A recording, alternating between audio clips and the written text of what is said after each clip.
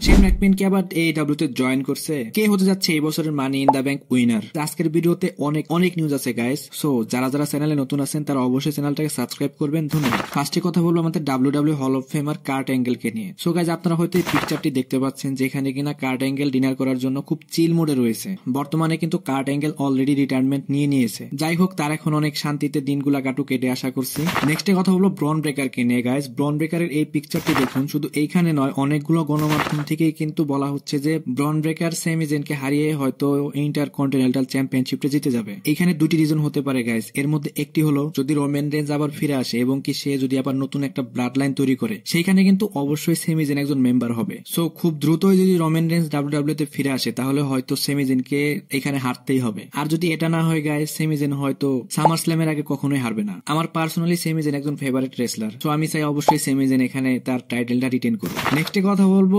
WWE এর ex superstar Luke Harper AKA Brodie Lee, যে কিনা বর্তমানে দুনিয়াতে নেই, কিন্তু তাকে ট্রিবিউট দেওয়ার জন্য এবং কি তার ফ্যামিলিকে সাহায্য করার জন্য AEW থেকে তার নামকে ব্র্যান্ডিং করে একটা জুতা AEW থেকে বিক্রি করা হচ্ছে। এখান থেকে যতগুলা রেভিনিউ হবে তার কিছুটা অংশ কিন্তু লুক হারপারের ফ্যামিলিকে দেওয়া হবে। এখানে আমাদের ডাব্লিউডাব্লিউ সুপারস্টার বিকি কিন্তু অলরেডি এক জোড়া জুতা কিনে ফেলেছে। এখানে গাইজ AEW থেকে অনেক ভালো একটা উদ্যোগ নেওয়া হয়েছে। অবশ্যই এটা তার ফ্যামিলির জন্য অনেকটা হেল্পফুল হবে। নেক্সট কথা হলো মানি ইন দা ব্যাংক নিয়ে গাইজ। এখানে কিন্তু মানি ইন দা ব্যাংকে LA Knight, Drew McIntyre, Carmelo Hayes, Andrade, Jimmy Uso, আরেকটা হচ্ছে আমাদের চ্যাট গেবল। এই 6 জনের মধ্যে কে জিততে চলেছে মানি ইন দা ব্যাংক গাইজ? এটার একজন 100% নিউজ আছে আমার কাছে গাইজ। এই বিষয় নিয়ে আমি খুব তাড়াতাড়ি একটা প্রেডিকশন ভিডিও দিয়ে দিব। সো আমাদের চ্যানেলের পাশেই থাকবেন। নেক্সট কথা বলবো ফিন বেলারকে নিয়ে। ফিন বেলার বর্তমানে হয়তো খুবই খারাপ ভাবে তাকে বুকিং করা হচ্ছে, কিন্তু সে কিন্তু অনেক প্রতিভাবান একজন রেসলার এবং কি তার ডাব্লিউডাব্লিউ তে কিন্তু অনেকগুলো অর্জনও আছে। এর মধ্যে একটা হলো সে কিন্তু ফার্স্ট ইউনিভার্সাল চ্যাম্পিয়নশিপ জিতেছিল,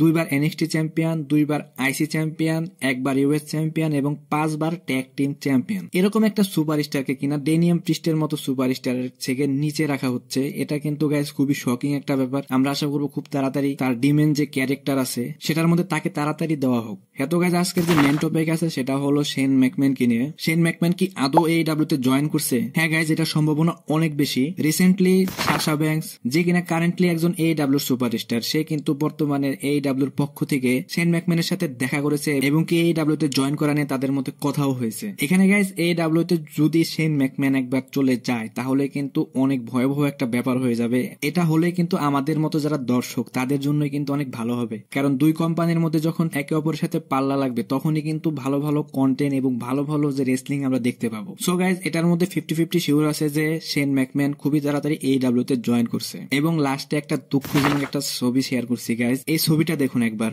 এই মানুষটা কিন্তু একসময় ডাব্লিউডাব্লিউ এর যে মালিক তার মেয়ে ছিল এবং কি অনেক ভালো ভালো স্টোরি লাইনও করছে এবং কি ডাব্লিউডাব্লিউ অনেক নেগেটিভ যে রোল গুলোও কিন্তু সে প্লে করেছে।